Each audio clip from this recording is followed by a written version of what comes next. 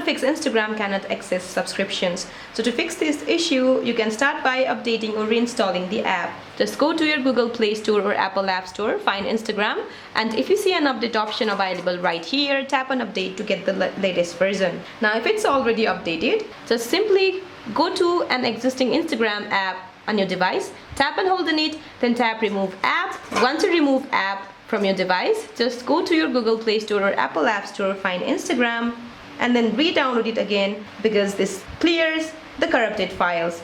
Now the next thing what you can do is make sure that you and the creator you are trying to subscribe to are located in a region where Instagram subscriptions are currently supported. Also make sure that your account is at least 30 days old and not currently restricted. Now, subscriptions are meant for personal and creator accounts. They may not work fully on a business account. So if you have a business account, your subscriptions might not work. So that's it for this video, guys. I hope this video is helpful. Please don't forget to like and subscribe. See you in my next video.